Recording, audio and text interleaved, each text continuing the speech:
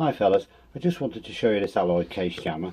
It uses the Osram 75 watt capable laser, though we don't use this anywhere near its maximum. It's just for reliability and for reliable power. I'll just switch on my Cobra laser radar detector. Testing. In the UK we only use laser really, except for a few K-band, old Gatsos and on smart motorways. But frankly, you don't get a warning that's early enough to be any use, as a lot of you guys will know. If you've already paid a lot of money for a laser detector, radar laser detector, don't panic, because although this Redenso and this Escort may have cost you hundreds and hundreds of dollars, and there's no real protection against radar or laser on its own, they can be very useful with this device. Now this isn't an infrared camera, this is just a Samsung mobile, but we should see, you'll probably see some error 2 codes, which is a jam code on this. You can see old Radar Roy doing this. So I'll try and hit it. It's hit the alignment now. Laser alert. Oh yeah, I can see it. It's so Samsung mobile phones are infrared capable. I wasn't expecting that. I'll just try and hit it. It's not very easy, surprisingly. I'll probably get some error 2s if we get the angle right. But it's a bit tricky at this range. I didn't know that till just now. I didn't think these were infrared capable at all, these Samsungs, but they are. At least the high memory ones. There we go. You should get some error 2s. Ouch. Felt that on the eyes. Not good.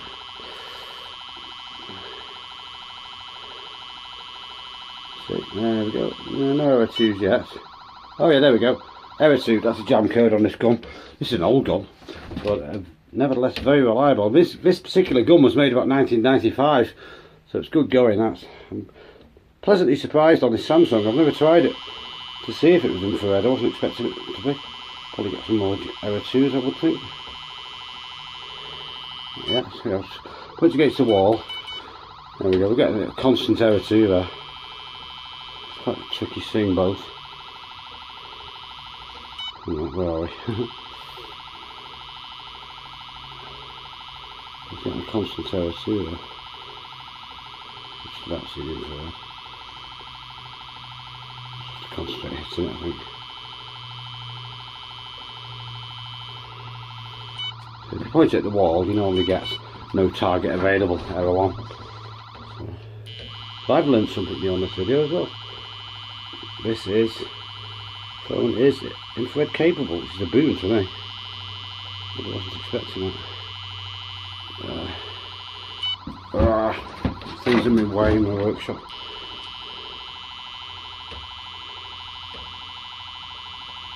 It's quite bright. This is only kicking it out about 12 watts, that region. It does not drop off with range, it drops off hardly at all with range, because these pulse LIDAR signals are very pervasive, even like 1,000 yards away, just still clearly detectable. And the range of most of these LIDAR guns is about 900 yards maximum, 800-900 yards. We commonly use them about 600-700 yards. That gives them time to stop you. We'll just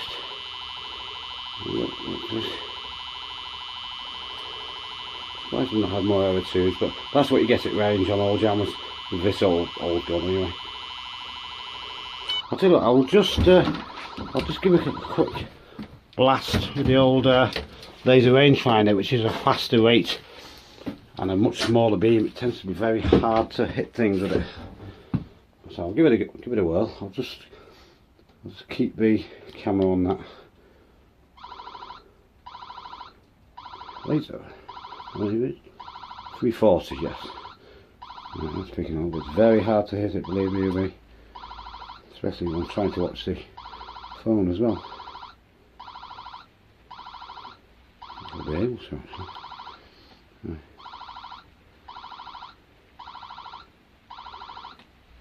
It's quite hard having 2 devices at once. Oh yeah, I just saw it then. It's terribly small, this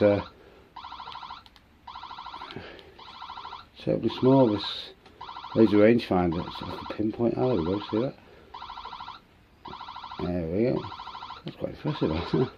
It's a strange signal on this laser rangefinder. It's like 40 pulse, 30-40 pulses gap, 30-40 pulses. I think I've shown it in one of my other videos. This is under the range of the laser rangefinder. Minimum range for this is 6 meters, so it's not going to jam it at this range, you know. It just shows the, clearly see the signal of that. Like burst gap, burst gap.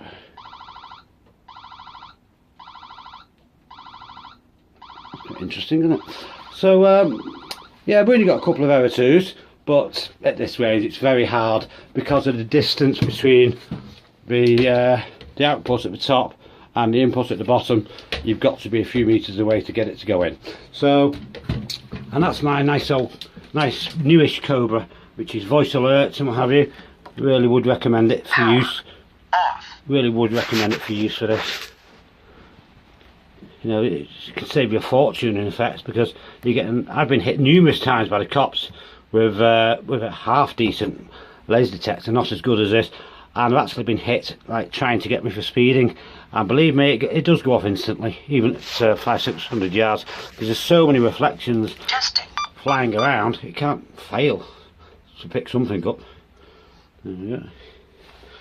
And as we see, it demonstrates the, like all decent jammers these days, also tells you the range. This is 125. Yeah, 125. What's that? You can see that, I can. So there you go. So there's one of my black case laser jammers, this Osram 75 watts.